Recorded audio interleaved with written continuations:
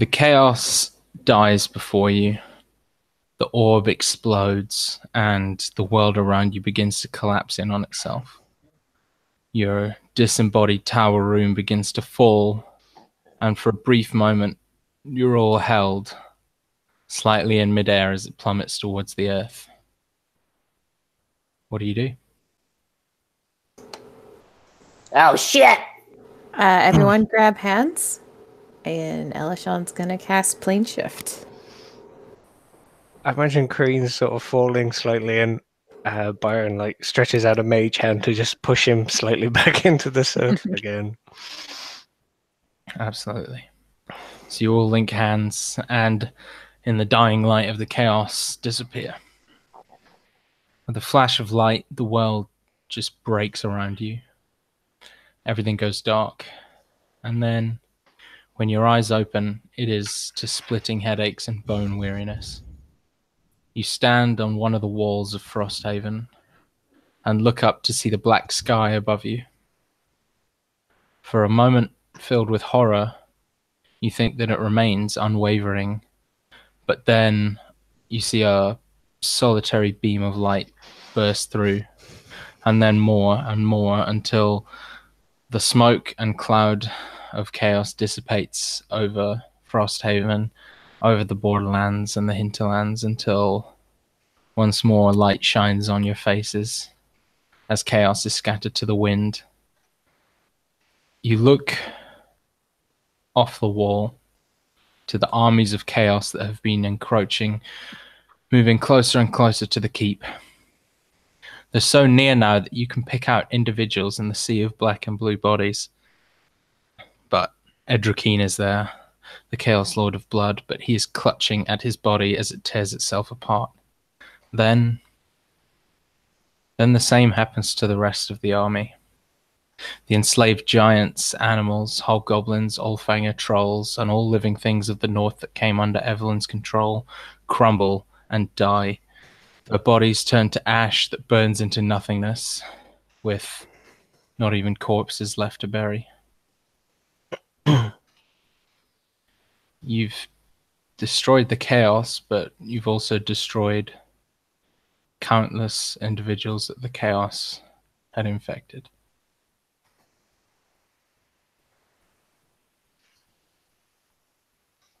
Well, that's done, I guess. What now? Well, we did it. Yeah, I guess we did. So, like, all that chaos stuff that was floating around, scattered to the wind, we gotta, like, clean that up? Is it, like, sticking to the trees and things like that? There's no sign of it. Okay. It just faded into ash and nothingness. Oh, all right. Okay. And the sky gets bright again? Yeah, so the storm essentially is lost to the wind, and all the chaos seems to have bled out of the multiverse, it seems, as far as you can tell. Byron like just takes a moment to look around and watches all the ashes fade away. So you said there was Oldfanger in there, but were there people, very like humans, various description, or maybe a couple, but Okay. none that you could really pick out. okay, What's more is like every single one of the hobgoblins that you'd left sure, are just wiped out. Some of the Allfanger that got ensnared. There's like bears and wolves and all manner of animals that got ensnared. Some of the giants, like Clouthy's folk, they're Yeah. gone. kobolds. All sorts. Yep. Yeah. Well, that's sad, I guess, but better to die than live as a slave, right? Oh, could I just ask? Is there any drow there? None that you could see. Okay.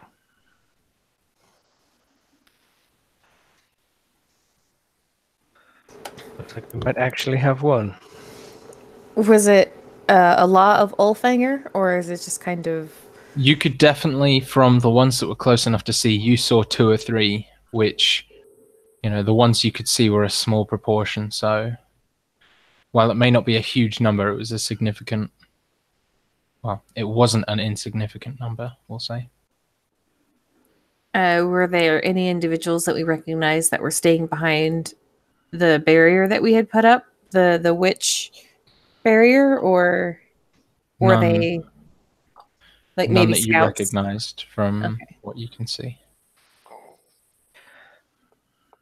We left the Goliaths at that barrier, didn't we? Yeah. With the tree. You the saw no tree of Marin. Goliaths. But the keep is abandoned and it is behind that mountain illusion. Yeah. So Byron snaps and the mountain like fades away in a similar way. We should check on the tree of Marin. Elishan will kind of look at Arthas and knowing that he'll want to go check on his people. Yeah, his kind of brow is like lined with worry and his jaw is set and he's not saying anything. He looks quite pale. But yeah, you can tell he's kind of fraught with worry. Well, we certainly owe it to the old finger to check in on him. So let's go.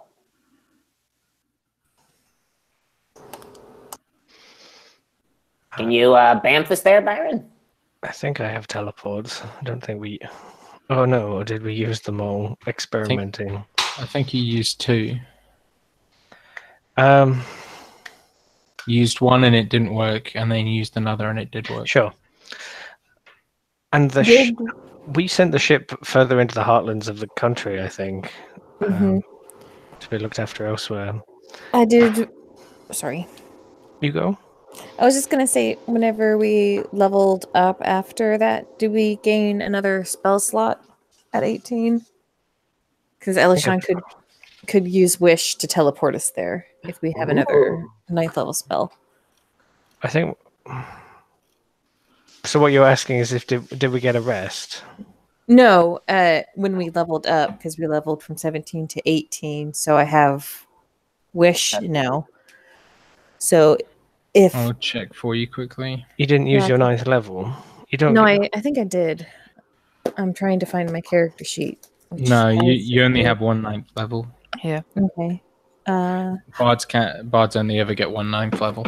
I think everyone is that way. Yeah. I have 1 left. We can go there, and we can call the ship from its moorings. And maybe he sends like Milton off into the fort to find the. Or maybe he has a bag of holding. He'll just pull out the bag of holding, and there'll be one of the, the pinions or whatever for calling it. Yeah. While Byron is doing that, Remy's sort of like scratching his head, looking at Elishan. Wait a minute. You said you could make a wish? What do you mean? Well, that is something that I can do now. What can you wish for? Anything? Byron has something similar, just kind of... Whoa, what? We can... There's some... It's dangerous magics to use, so normally spellcasters use it to perform powerful magics that we already know how to do, just Wait, just answer me. Can you grant me wishes? Are you like a genie now? I think that if we were to try to do that, it would be dangerous. I'm sure that Byron has a chalkboard of how dangerous it might be, the way teleportation could be dangerous, if we wanted to have him explain that. Byron's like pulling the stuff out, like he looks up. The dangers of wish. To use it as an actual wish, not just using it as a. Rob, I'm just curious. Like, how many people get to the point where they can use wish? I presume Like 7. Nobody. like 7. I didn't think so. I mean, throughout the histories, it's been said that a very, very select few people have the ability to warp reality in such a free way. It's not always worked out well for them. And maybe I'll describe a story of some previous mage that used wish and it all went terribly. Yeah, there's definitely a limerick Cautionary about- tale. Yeah. about some guy who turned his feet into frogs or something, you know. What was he trying to wish for that he got I people? don't know, maybe he wished that he was really good at jumping, Yeah. and then he wished the wrong way. I was Yeah. thinking more, cataclysm of an empire or something. But sure, feet to frogs. Keep it simple. Well, there was like a wizard that wished that he could live forever, and got his wish, and that's how You live forever, happily ever after, right? no, that's Oh. not what happened to him at all. Something else horrible happened. All right. Well, I mean, what if we just wish for like something, like a giant pile of money? Simple, right? You'd probably drown in it. It would probably end up being a giant pile of money based off of a currency that's no longer in use. Like some ancient civilizations might have used carved wooden coins or something as the means of their trade, and so you'd get a giant pile of that. Chicken. That's what I think. Of... But whatever, we got things to do, places to go. Right. Just saying. As they turn to get busy, Byron will try and lower his voice. He goes, "Is there something you wish for, Remy?" I don't know. I gotta think about that. I didn't realize this was an option. I mean, You guys are like a couple of genies now. I mean, you've seen what we're capable of. Well, yeah, but I mean, you say you can grant wishes. I mean, that's something else. It is something else. Though we do have plenty of money already. All right, well, I'm gonna think All about right. it. I'll get back to you. This can only go super well. So, however you get to the Orfanger, you do, and you find that thankfully the witch statue seems to have held strong. It doesn't look like much of the army of chaos came through the forest, opting instead for the path, the kind of straighter, easier route, though there are definitely signs of battle. There are 1 or 2 dead Ulfanger and 1 dead Goliath, but beyond that, it seems that your preventative measures have managed to protect both the tree and the peoples of that tree for the most part. You see Layla, and she's looking kind of bloody and bruised, but she smiles as she sees you and kind of gives you a wave. You see Krith kind of crouching by the Marin tree, just kind of whispering to its roots, reassuring it, maybe. And all the others sort of just lying back, reveling in the fact that finally they appear to be safe. And the Ulfanger, they had a large number of their populace that was infected by the chaos, and well, Arthas too. Thanks to that last battle, how do they look? They appear in regards fine. to that? They do appear like your chaos. Well, you no longer have chaos sense, but you don't think any more of them are infected. You think that based on this information, the only people who've actually died are the people whose souls were kind of completely overtaken by the chaos.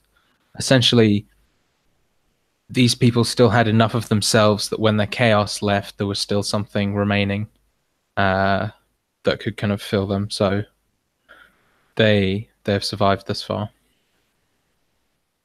And Arthas is similarly Yeah, whole looking, yeah, besides he just seems being he seems tired. fine. Yeah, exactly. I mean, he seems more tired than the rest of you, definitely. He looks like he could maybe collapse at any moment, but he seems to be, well, reasonably healthy in light of what's happened.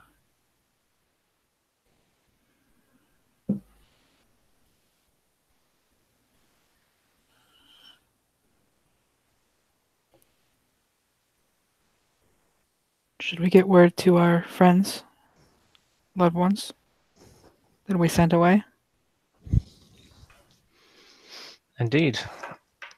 As soon as possible. Sure they'll want to come home? I'm gonna start drinking now. I'll be available for all Remy-related needs, but I will be getting shit-faced. Pulls out a bottle. Uh, I have a few sendings that I could send out. I'm sure we designated people before evacuations. Yeah, Like like who you. would be? Yeah, you know, there's like a few key people that you'd want to talk. Like probably Hollister Craig. If you inform Yeah. him, then everyone's going to find out, and everyone who needs to do or know anything is going to do or know those things. So Yeah, because there's probably it's like somebody for each place we sent people. So yeah, like Craig would be one, and then whoever was in charge of like Bazrag, Willow, all those sorts of people. yeah. OGs. Yeah. So if Elishan will like burn through some more of her magic to Yeah. And so we're not. get the word out. I don't think we'll play out all the responses, but essentially you get lots of gratitude, and you set the wheels in motion for people to return to Frosthaven. Now, is there anything else before we move into epilogues that you guys would like to cover? And the epilogue is going to cover pretty much what everyone's doing, what happens to the keep, that sort of thing. So unless it's a scene you'd like to play out, it's probably covered in the epilogues. The only thing Remy wants to do is drink until he passes out, and then he wants to talk to Byron in the morning about scrying on his sister, which I don't think we ever did. Yeah. Yeah.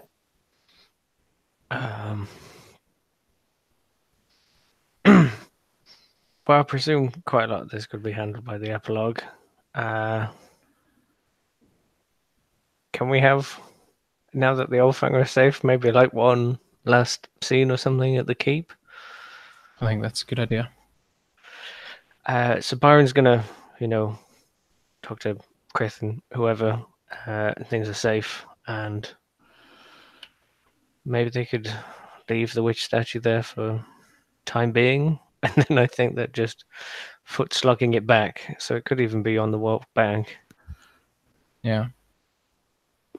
I guess what we'll do is we'll say everyone arrives back at the keep, and you all find yourselves in Byron's library/office, sitting on various conjured chairs, maybe drinking tea or whatever, unholy thing Remy has in his flask.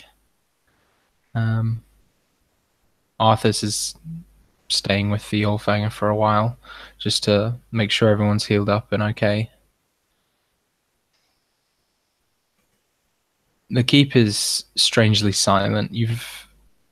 For all the time you've been here, there's been others here.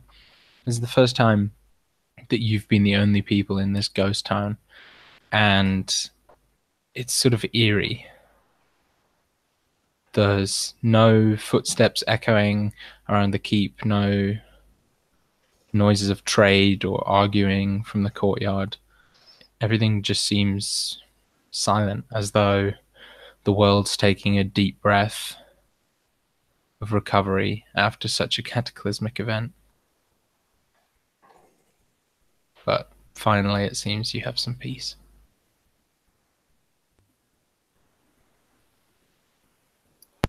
You know, this is the nicest it's ever been here. God, those freeloaders. I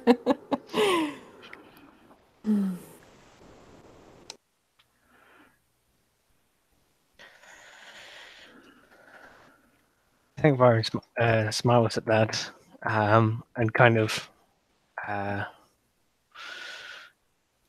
thanks to how generous and how kind so many of these people have been, that we've walked into some people's lives and created lives for others.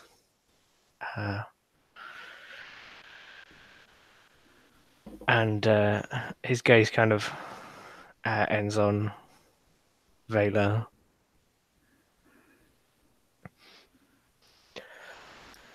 And then he says, sort of, to the room in general, you know what we've done? It can't be understated. I'm not sure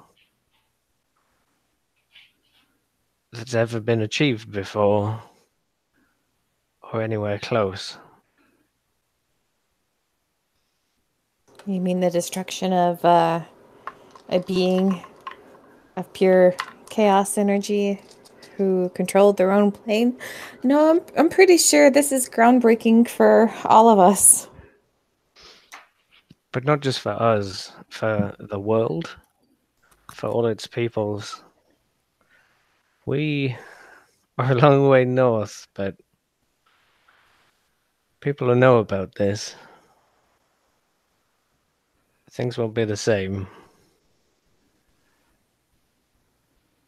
So Remy is sort of like sitting in the window like he usually does and puffing on a cigar. And he'll kind of like take it out of his mouth and stare at it and say, You know, speaking of which, could there be like, I don't know, cosmic consequences to blowing up a plane of existence? Not that I would know. Just seems like, you know, universal balance or something. I don't know. Possibility. The planes are connected in ways that, you know, wizards are still trying to figure out.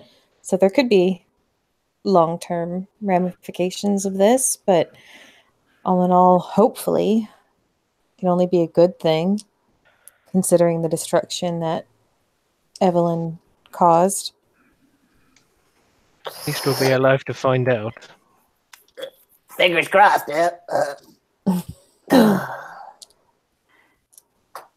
I think we did a good thing. Regardless of the consequence, it had to be done.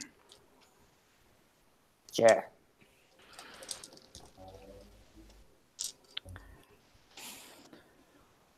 So what's next with Frosthaven? Once the people return? Well, there are no threats, less threats.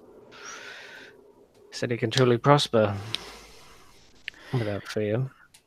I was thinking about starting a farm. That would be nice. What happened to Sage?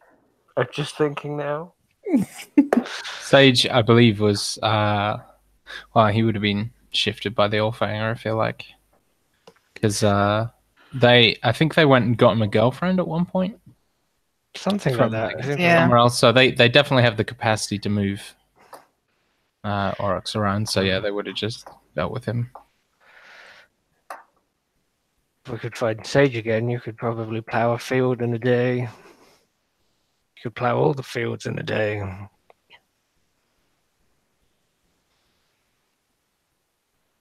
Yeah, that'd be pretty good. I'd like to see Sage again. He's a good boy.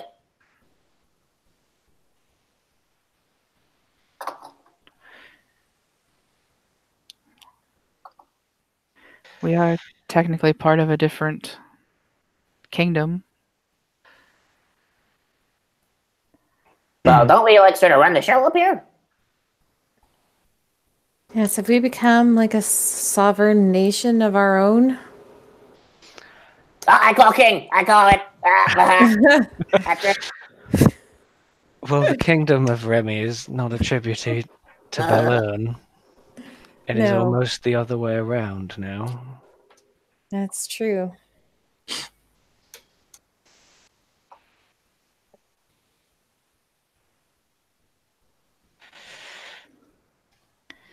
I'd see it prosper. I'd see the halls built. And the secrets of Arathil learned. Legitimize this place in the eyes of Lament. There are resources here. The mountain ranges and the hills and a lot of untapped potential.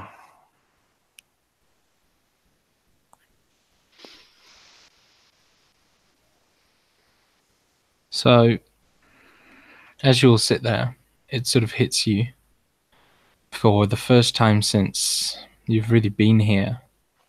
There's not that gnawing fear or worry in the back of your mind about the chaos. And you realize you come to terms with the idea that it's done and the only thing left before you is to live your lives. There's no cosmic threat for you to deal with. There's no terrors that you have to confront. There's nothing to dread. There's only the future, and the future seems bright.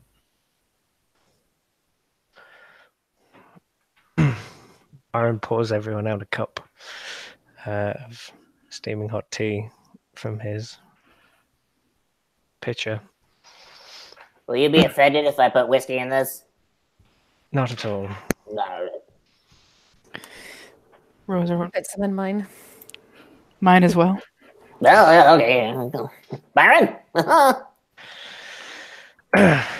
Absolutely. right, that's a good boy. And he like mage hands it over to you. Pour. And I think as you all sit drinking and happy, that's a good place to close out the scene. Session over. Everybody go home. Not quite, Right. sir. So, we see sitting on the table a very heavy book. That heavy book is turned to a page near its end, and while it's almost over, there are a few left. Frosthaven Keep lives on to this day. People there are different, and an eclectic mix of outcasts, ex-criminals, heroes, and villains. It's a home for those who have no other, and its place in history is among the largest and most important in our world of Neath. After the Chaos incident, each of the heroes took different paths, though they remained a family, bound by blood and hardship. Frosthaven itself grew to become a powerhouse of economic, diplomatic, and scientific pursuits, a civilization founded on acceptance and diversity that, with careful nurturing, grows to bring many of Lament's other nations closer, in showing that they are not all quite as different as they seem to think. For Belern, things can only get better, and they do. With continued help from Frosthaven and those who run it, Belern rebuilds itself, accepting back all of those who lost their way when the king fell, and forging an unbreakable bond of brotherhood with Frosthaven and all those who served to save it. As for the others, the other characters in this long tale who we have yet to cover. Wodek, he's banished from Frosthaven and Belern, and finds his way south to a better life of his own making. Micah and Helga remain with Frosthaven until their dying days, providing warmth, comfort, and always food to those who need it. They serve to feed any who cannot feed themselves, and when they die centuries later, the blissful mistress is renamed the Skainson Inn after them, and their legacy of nurturing lives on with the keep. As for Silpha, he travels all over the world to discover the things that he lost, though he often returns to the keep to meet with those who saved them and help however he can if they are ever in need of him. The Algar people return to Lament, and though they remain secretive and mistrusting of outsiders, their world becomes open to a select few who wish to learn and study with them, as they themselves learned of conviction and sacrifice from the four who came to them, determined to end the chaos. Gale and Aod have twins at Frosthaven, helping out how they can before Aod feels a call to return to Tearth to reclaim his family's honor. And while they played only a small part in this story, they are forever one with the keep and return often as friends and aides. The Allfanger, they regrow with Arthas and the keep, learning more about the world around them and their place in it. And though they remain in their forests, the Allfanger learn that they have the power to help others and do so wherever they can. As for Kyonti and Bjorid, this is a slightly sadder story. Bjorid dies quite young, not even 40. And though there are those who offer to resurrect him, Kyonti informs that Bjorid did not want to come back if he ever fell. Kyonti gives up his long elven life to be with his love, dying at age 98, happy and content with the way he has helped the world and the fact that it is a little brighter with him in it. And finally, Amon. He has disappeared. Subsequent attempts to find him or scry on him fail, and it seems he is gone, no longer playing a part in the history of Neath, at least for now. And so, as our story winds down, we come to the four who began it. The four catalysts for the brighter ages of the world. First, Byron. Please tell us what happens to Byron, Dan. Okay. You want me to do like the closest stuff or like all the stuff to the end? You tell the story you want to tell with Byron, which I know is not very helpful. Sure. Answer, but everything you'd like us to know about who Byron is and what happens, I want to know. I'll just try. So, I imagine in the short term, he'll finish scribing his report on the chaos and its end and everything that happened in the plane. And he'll stare at that page, knowing that sort of monumental period of his life, that quest that started out what feels like quite a long time ago, is over, and things are maybe going to get much more routine for the future. He'll tuck that book into his bag of holding and ready a trip to the capital to report all of his findings. I'm sure he'll probably, see if other people are going to go, if they're busy or not. Take Remy with him if he wants to see his old mate, the Grand Archivist. And he'll give that final report over, elucidate a few things with the council probably, and make some plans once all of that has been settled. What I'm going to presume is there at some sort of celebration Absolutely. between the High Council of the Halls and the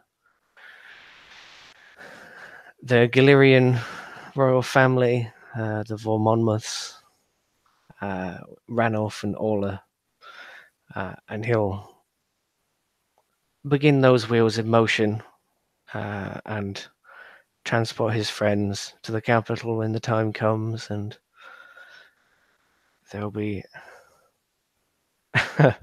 hailed as heroes and thanked for what they've done.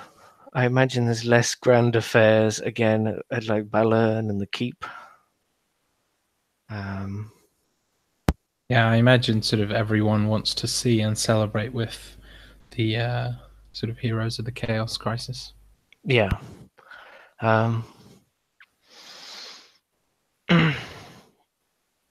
think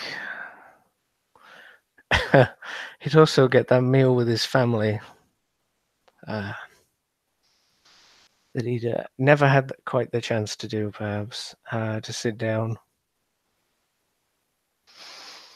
at his own like family table, and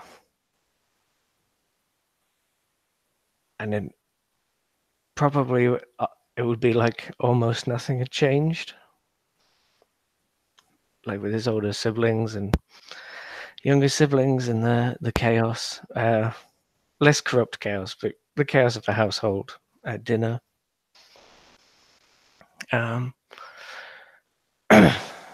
Though there would be one addition, which is Vela by his side.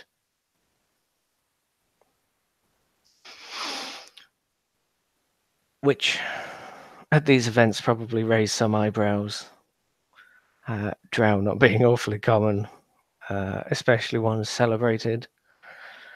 And standing shoulder to shoulder with prestigious companies such as the heroes of the Chaos Crisis. But, well, it's just hearsay. Well, it's not the dissenting voices or whatever he has no time for. And I think as time passes, he'll build up Frosthaven, manage it like some sort of pet project, just another assignment that he set himself to. And I'm sure it, as you said, it does very well. And he'll have a hand, I think, in managing Balern. And its recovery and, I don't know, establishing proper, like ruling structure. I'm not sure if they find an heir or if it's down to a council of sorts, but he'll certainly aid the reconstruction and the rest of it. He'd spend time with like each of their allies, like the Orithil library. He'd and the gifts that brings, he would try and use that to better people's lives as far as he could, both at the keep and certainly helping the Oldfanger and Claufi and the Giants of what's left, and repaying a lot of people. Although I'm sure they'll tell him he's not got nothing to repay, but and he'd build his halls and he'll build his reputation, and a rising tide rises all ships, and as you say, it becomes very prosperous. And I think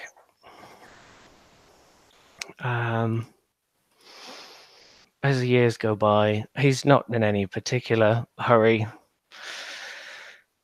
safe in the knowledge that he is building and investing in a series of clones, because the work will never be done, and he has no god to go to. He perhaps is not looking forward to, at least for several lifetimes, of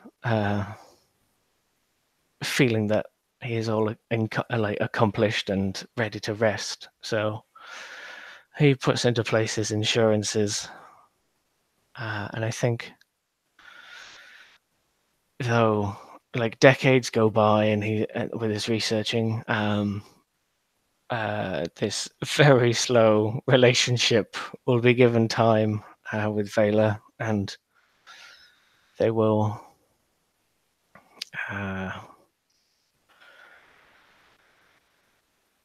like eventually, come to consummate it and have a wedding and have children.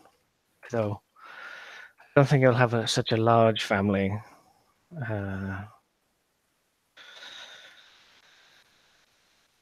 Possibly just like a little boy and a little girl.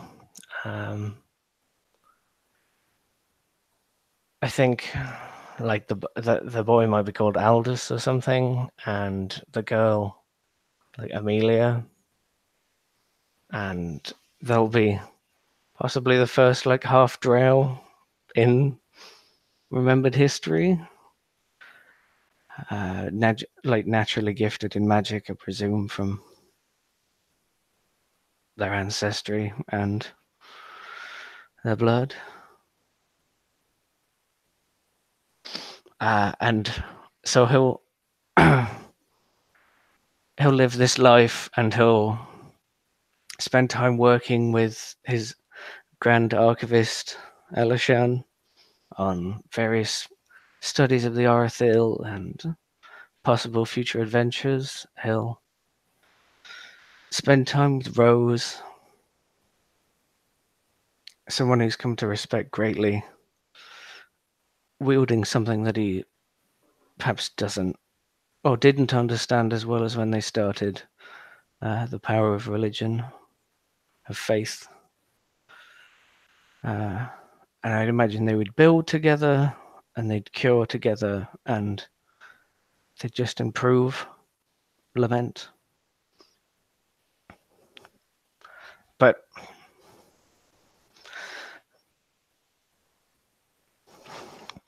all of that is work. And there'll be one person that he'll be able to relax with.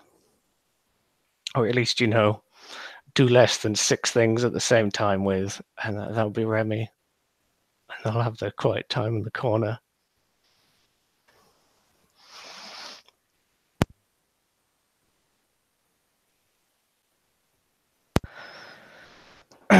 And he will offer all of them, immortality, or at least repeated life.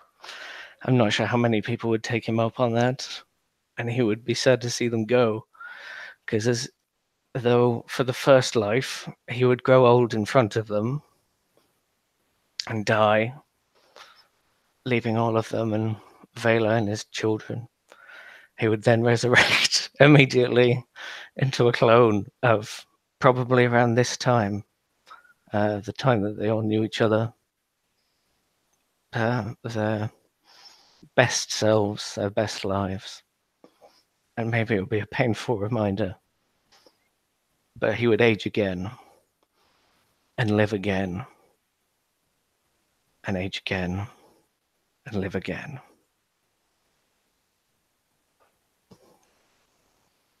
And that would probably be it.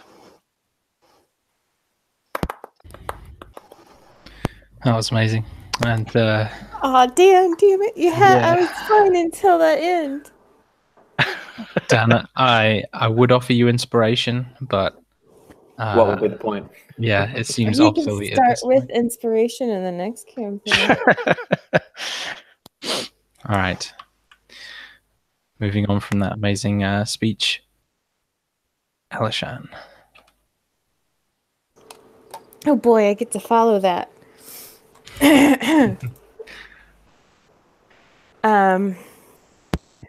But yeah, Elishan's happily ever after is probably a bit shorter. She's always kind of had a tragic darkness to her, haunted eyes, as some noted. Even when she was happy, there was always a kind of melancholy sadness to her smile, and when she played, there was always an ache of longing to her music. And I think with the passing of these events, Elishan has finally found her peace, and what shadows used to lurk within her has been brought to the light by the love of her found family and by the man that always believed in her. Her immediate future would probably be rescuing Kidius, but doesn't really need to go into a whole lot of detail there. I suppose Rob could tell us how that goes. Yeah. So, Kidius is rescued in much the same way as the little girl was, though he's been in there too long. He's not the same man that you lost, and when he wakes up and he understands the world is too bright for him, too loud for him now, and while he leads the best life he can and tries to reconnect with those he has lost, he spends most of his day, the remainder of his days, alone in quiet communion with Iron, trying to find some meaning to replace the void that seemed to fill everything for such a long time. Yeah, and then continuing on after that, to no one's surprise, Elishan and Arthas decide to get married not too long after things settle down. They probably take more time trying to plan something that Elishan wanted to incorporate all of Arthas's Ulfhanger traditions and Arthas' insistence that she gets the kind of wedding that she quote unquote deserved and doing it the right way, that because he seems to think that she has some desire to do things the city way, until probably, I assume, one day Rose just told them to pull their heads out of their asses and then they just went and did it. Because, Rose kind of seems to be there for all of like their major milestones. But Elishan takes up the Grand Archivist position in the halls of Marin, her main course of study, dealing with archiving the events that took place here in Frosthaven, the defeat of Evelyn and the destabilization of Das Gent and the chaos, and the resurrection of a lost Orithilian goddess, Erame, that rose from the ashes of all that, furthering her planar studies and how the planes overlap with this one and affect magic as a whole, which has always been like her main ideal, and focusing on her experiences with how her own magic works, because it doesn't quite work the way that, well, wizards are used to. And so, and then, of course, helping Byron catalog and research things found in Orithil takes up a majority of her lifetime, I think. And then, to that effect, also trying to lend support to the friend that did so much to her, as Byron works on the arduous task of running and managing halls of magic. She turns out to be a reliable hand in both this and trying to help manage the keep. Not that Byron would ever admit to needing help, and we would probably get things done a lot more efficiently. But at least with her help, Byron has actually have time for his own pursuits rather than trying to run everything for everyone. And Elishan finds that she likes taking care of the keep, as she's also taking care of her friends. She eventually gets her temple built for Erame in Frosthaven, the reflection pool that is essentially a brighter version of the one that was beneath the Orithil library, rather than being in the basement full of darkness and shadows. It's more of a brighter golden place. Her newfound faith in a goddess is not an easy thing for her to cope with. She was always kind of religious, with a connection to Selûne, as most elves and bards do. She does lean heavily on Rose for guidance, as the tangible connection to a celestial being is not something that she's quite comfortable with at first, as someone who spent so much of her life second guessing her own self-worth. Any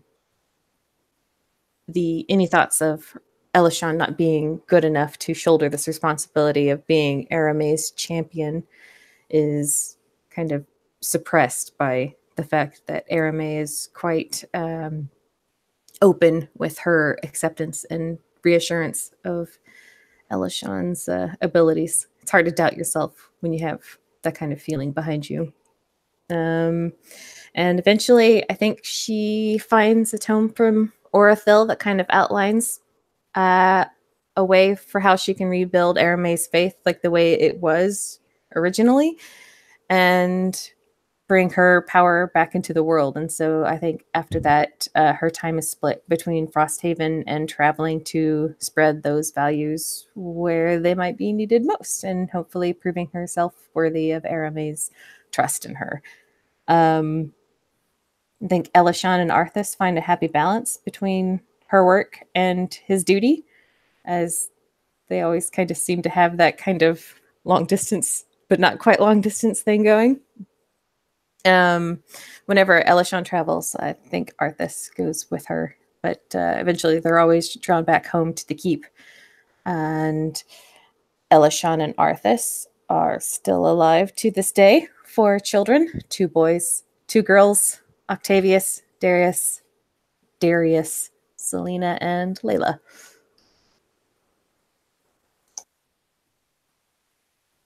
Oh, that's it for me. Love it. And now, Rose. I think it becomes very obvious to anyone who's watching Rose, the time in Daskent changed her, settled her in some ways. When everyone returns to their lives in the keep, she throws herself very much into the work of building her temple and welcoming new students to study there, continuing to build Frosthaven and see to the administrative duties. She's intelligent enough to know and understand that the things that Evelyn showed her were not real. She gets that, but that doesn't really change the fact that she's still haunted by the visions. She's plagued by nightmares of the visions she was shown, and her mind will often twist these images into scenes of failure on the and what ifs had they failed to defeat Evelyn. So Rose often finds this too much to take, and she will go out on pilgrimages into the woods surrounding the keep to essentially watch the sunrise and commune with Lathander. She'll disappear for a few days at a time, returning back to the keep, much more centered on what's happening.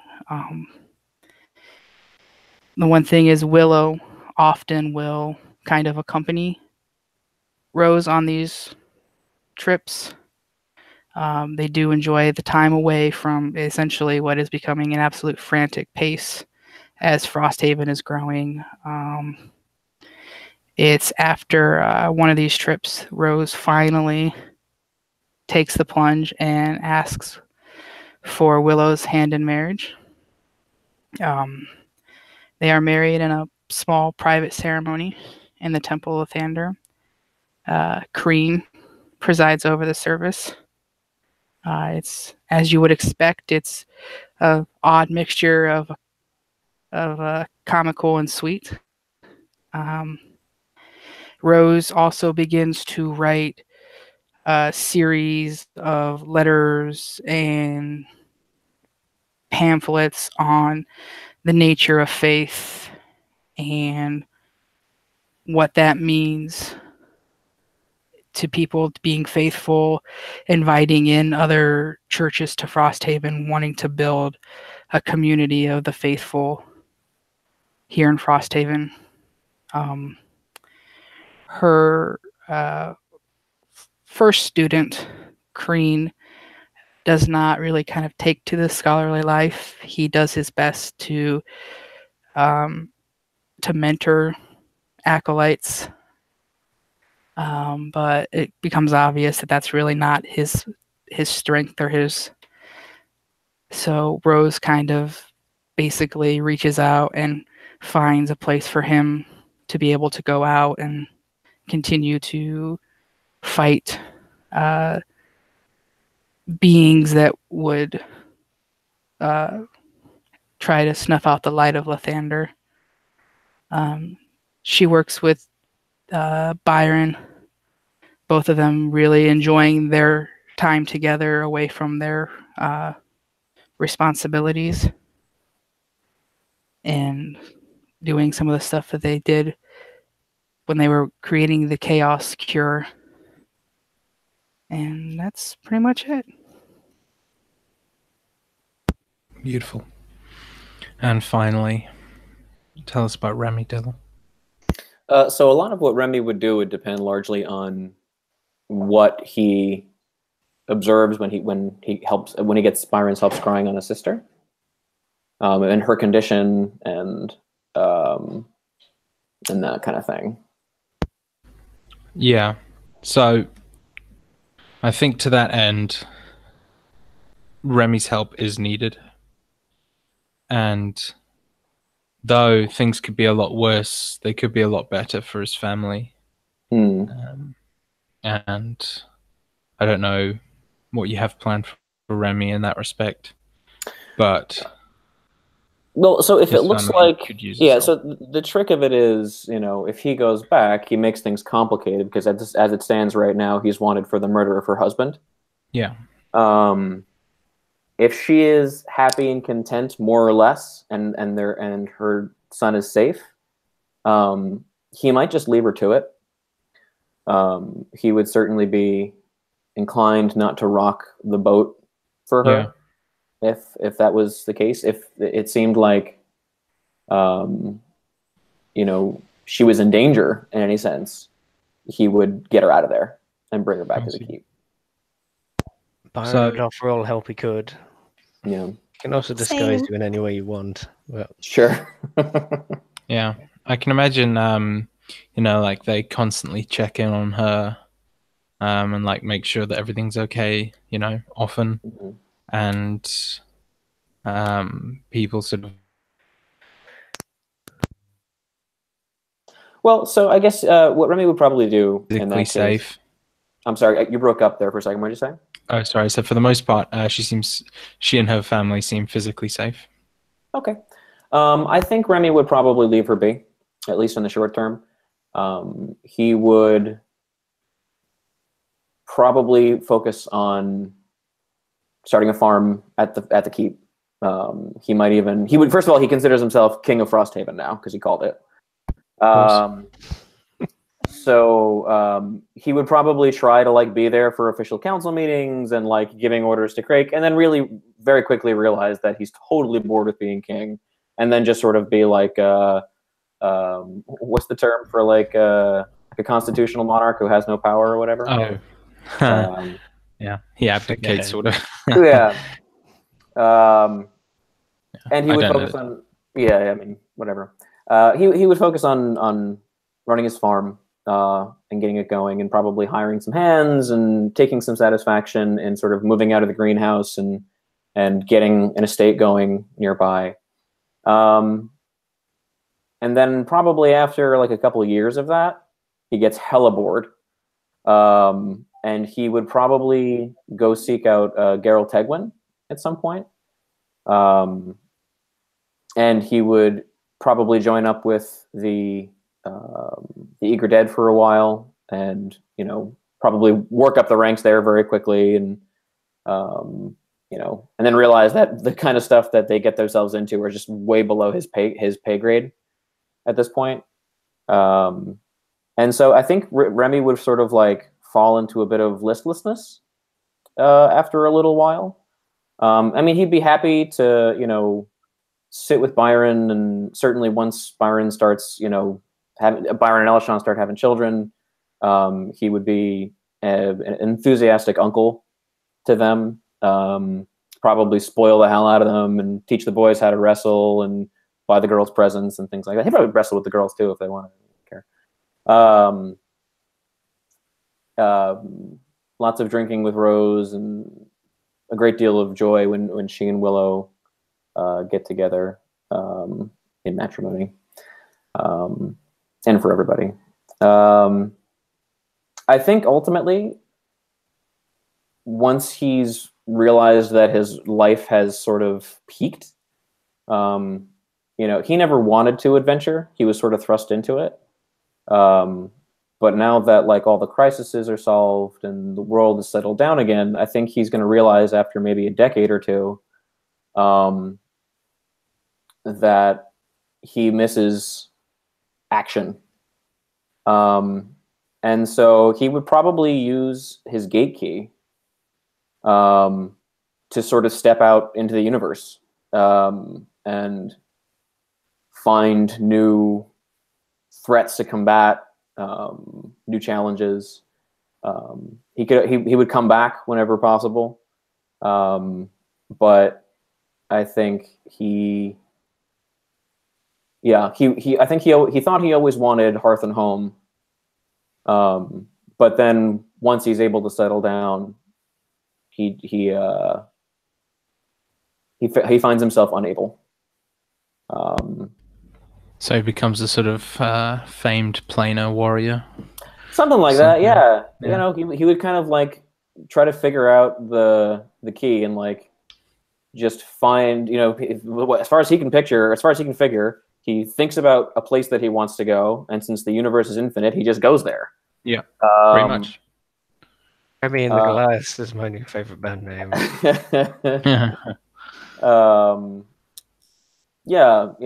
think he would probably just wander the universe for as long as he could. I like to picture Remy finding his way onto a Starjammer, and maybe like being Captain Remy and sailing across the astral sea and fighting Githyanki for a few thousand years. Amazing. Amazing. And yeah, but other than that, he would try to be on call for his friends if they need him. Yeah. Very well. And so the last page of the book, written by Chryselius Vildt, called The Tales of Chaos, that was the book that started this whole campaign, reads as follows. And so, as I finish this tome, I hope that if you take nothing else away from this tale of love and hate, you should always remember the following. No matter how bleak the world is, how dark the darkness, how empty the void, how terrible the pain, no matter how hopeless the future seems or how much grief you have to endure, no matter how dark the night, there will always be a dawn. And that's the end.